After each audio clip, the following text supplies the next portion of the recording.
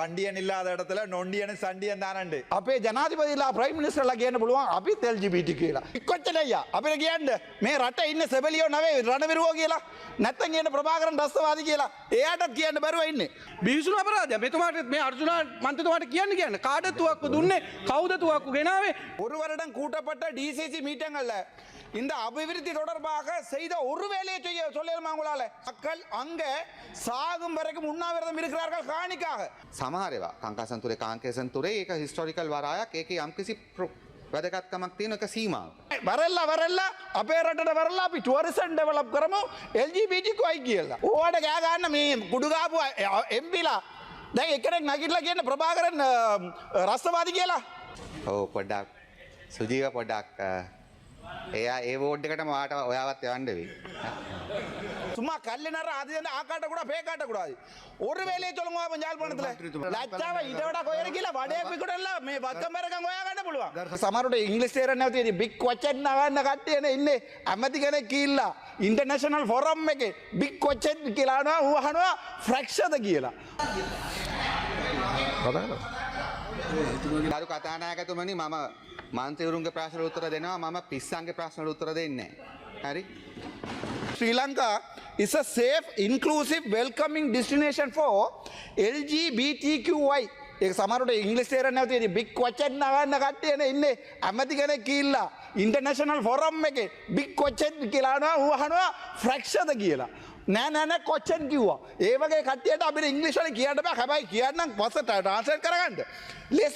lesbian, gay, bisexual, transgender, queer. ඒ වගේ දැනක් මේ රට දැන් අපිට සිස්ටම් චේන්ජ් කරලා ලස්සන කරලා තියන්නේ LGBTQIA වලට ලස්සන රට අපේ රට කියලා අපේ ටුවරිසම් බෝඩේ ලියුමක් දීලා තියෙනවා. ඒ කියන්නේ තව කාලෙකින් අපිට ඉස්සර පුටුවල් වල විනෝද දේවල් බලන්න පුළුවන්. හරිද? හැබැයි ඒවට මට කියන්න බෑ දැන් ওই එක දැන් වල වෙනවද දන්නේ අපේ රටේ ඉන්න ලොකු ප්‍රධානියා ඇමරිකාවල LGBTQI වලට උන් ගෙදරත් කරන ඒවට මේ පාර්ලිමේන්තුවේ කරලා ඒවට දැන් රිපෝට් එක දීලා තියෙනවා. වරල්ලා අපේ රටට වරල්ලා අපි ටුවරිසම් ඩෙවලොප් කරමු LGBTQI කියලා. එතකොට හිතලා බලන්න මේ ඉච්චර කාලේ මේක බෞද්ධ රට මේ මෙච්චර කාලේ හිටපු හැම ජාතියම ලස්සනට ජීවත් වෙන බෞද්ධ මුස්ලිම් හින්දු රට දැන් වෙලා තියෙන්නේ LGBTQI රට. අපි කියනවා මේ දඩුවම් දෙන්න ඕන කෝපොරල් පනිෂ්මන්ට් දෙන්න බෑ. හැබැයි පේලිය ඉස්සරහට වාඩි වෙලා ඉඳගෙන LGBTQI කරන්න පුළුවන්.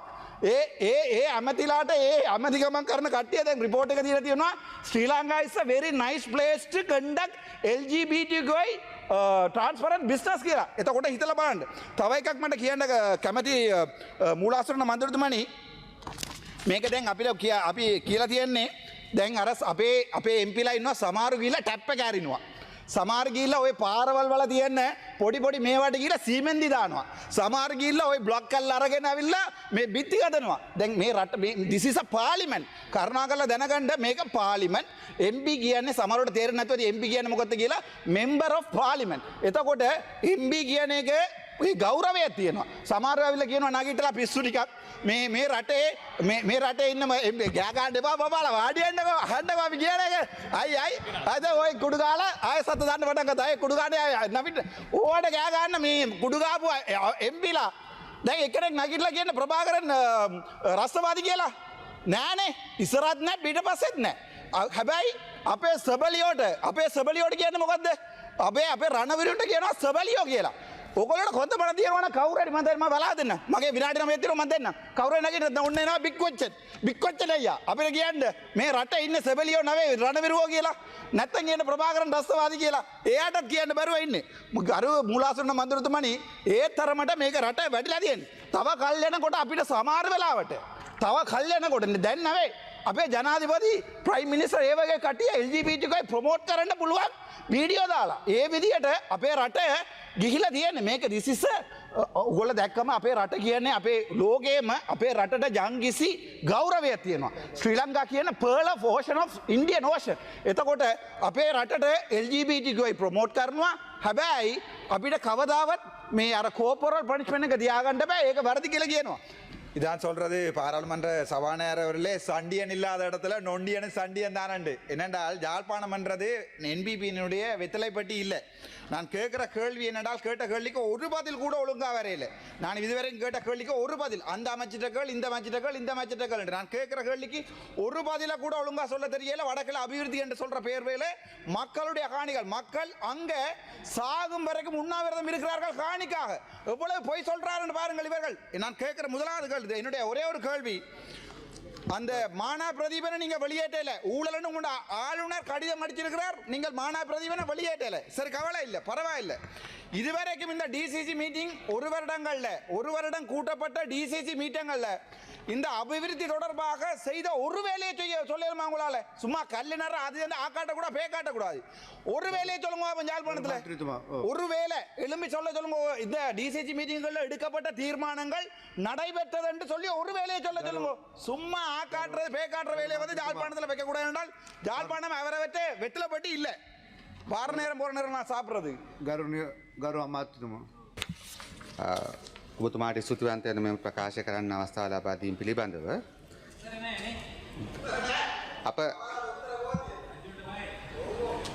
අප රජය පවත්වන විට පොඩ්ඩක් සුජීව පොඩ්ඩක් එයා ඒ වෝඩ් එකටම වාට ඔයාවත් යවන්න වෙයි. ඒ වෝඩ් එකටම යවන්න වෙනවා. පස්සේ කියන්න. ගරු කතානායකතුමනි, වෙලා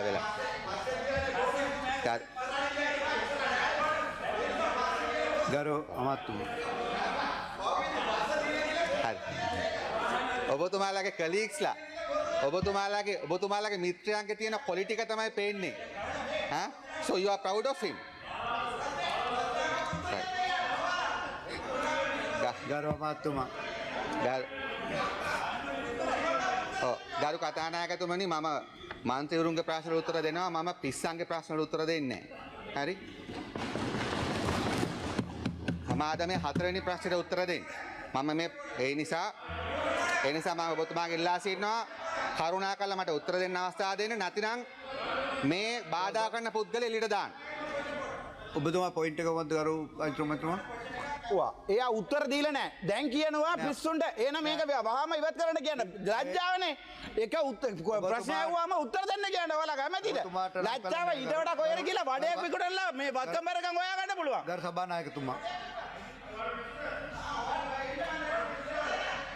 සභානායකතුමා ඔබතුමාගේ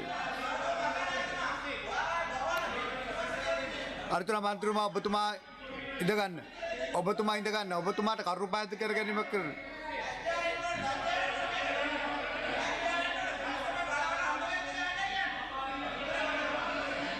கடந்த வாரம் யாழ்ப்பாணத்தில் நடந்த சிறப்பு ஒருங்கிணைப்பு குழு கூட்டத்தில் தங்களுடைய தலைமையில் யாழ் மக்களுக்கு மிகவும் அடிப்படையான உட்கட்டமைப்பு வசதிகள் தொடர்பாக தாங்கள் மிகுந்த சிரத்தையுடன் சிறப்பான ஒரு கூட்டத்தை கூட்டியது நினைத்து பெருமகிழ்ச்சி அடைகிறேன்.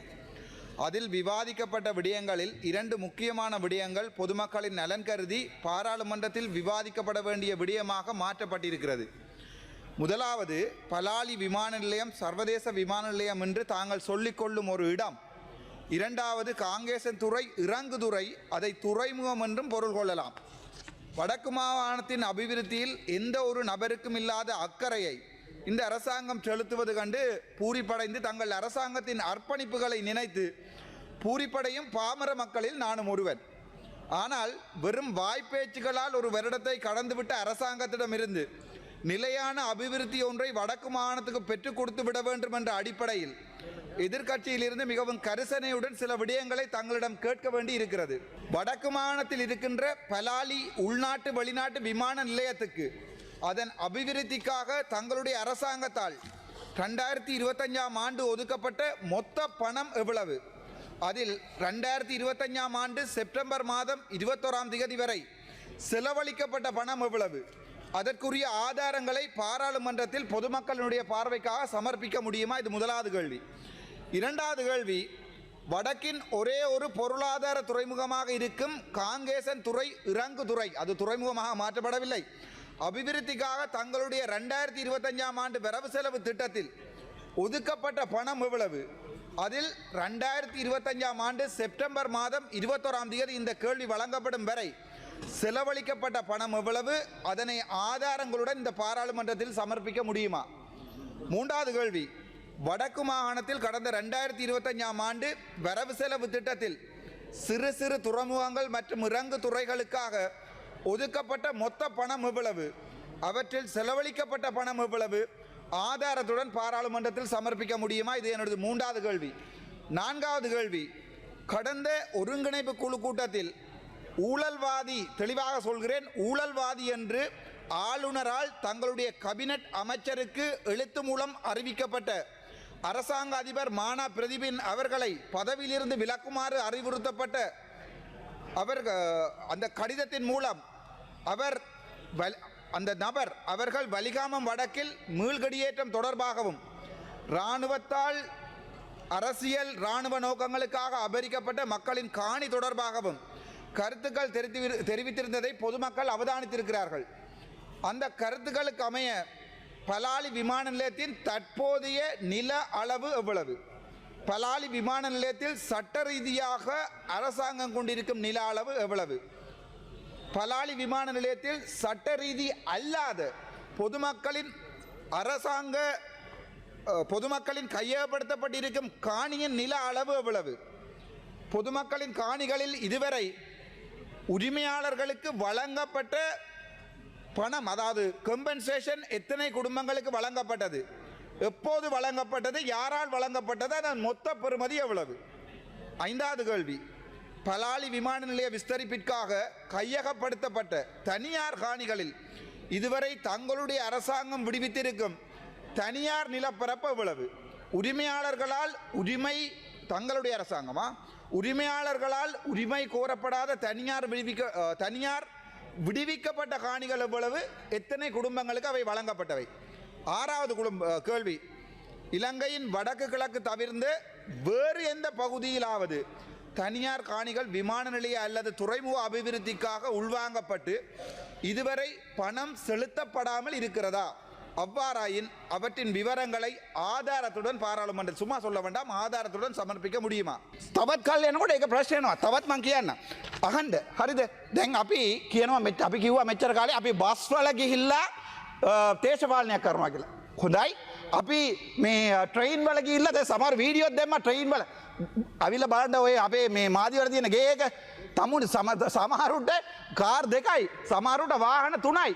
දැන් දැන් මේ තව 2000 ගෙන්නනවලු එම්පිලාට දෙන්න.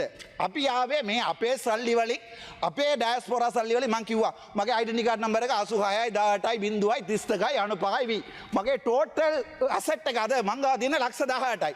ඊට වඩා කොයිර සල්ලි දිනනවා නම් අරන් දෙන්න මම තියාගන්න. හැබැයි ඒක එම්පි කෙනෙකුට නැගිටලා කියන්න උන්ගේ වත්කම් බරගම් එක ඩෙන්ටි කාඩ් නම්බර කියන්න මික්කොච්චින යට අහන්න එයාගේ ඩෙන්ටි කාඩ් නම්බර පුළුවන් කියන්න බෑනේ. වඩේ විකුණල්ලා පාම් විකුණල්ලා දැන් මේ මාත්‍ය වල ගිහලා අඩුවා මන් දැන් මේ කෙසල් කෙඩි ගත්තා රයිස් ගත්තා මට මේ මිනිස්සු සල්ලි දුන්නාම පාන්න කියලා නෑ මං කියනවා පරුප්පු කියලා. වෙඩේ දින උඹලාට කිය පුළුවන් නම් නැගිටලා කියපළ ඔයගොල්ලෝගේ ඩෙන්ටි කාඩ් නම්බර එක. අර මන්ත්‍රීතුමනේ ඔබතුමාට තව විනාඩි දෙක කාලයක් ඉතුරු තියෙනවා. විනාඩි දෙකක් තියෙනවා ඒකට දරිනා පොඩේද. හරිද? එතකොට මම මට අහන්න කැමති ඔයගොල්ලෝ වත්කම් බරකක්. මෙච්චර කාලේ කිව්වා අපිට සල්ලි නෑ.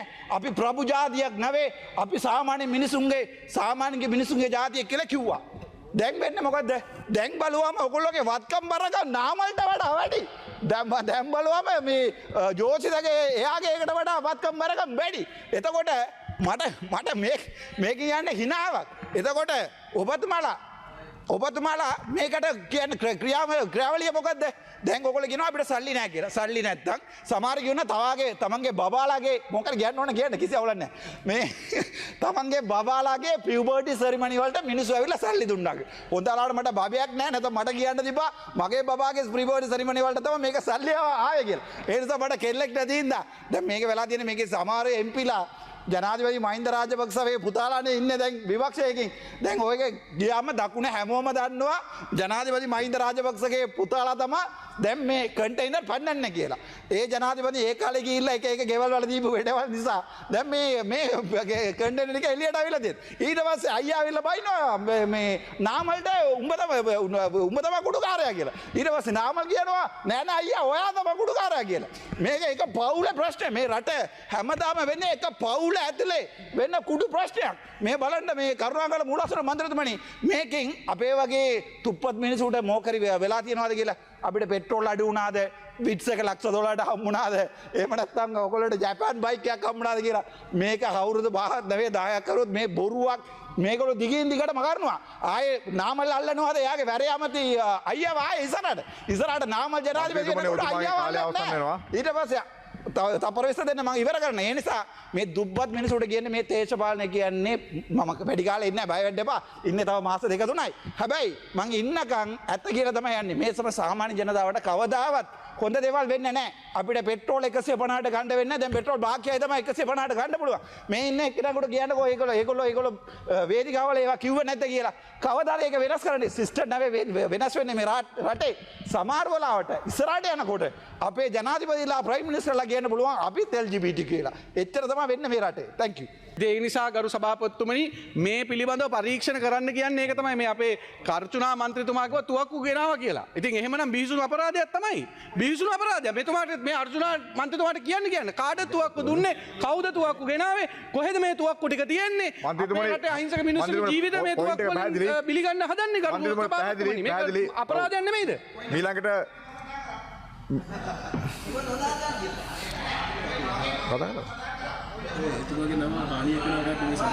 ඔබතුමාගේ නම හානියක් වන ආකාරයට මේ සභාවේ භාවිතා වුණේ නැහැ.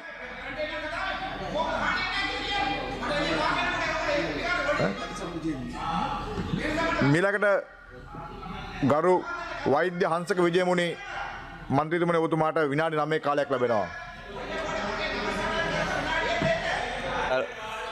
මුලාසන රූඩ ගරු මන්ත්‍රීතුමනි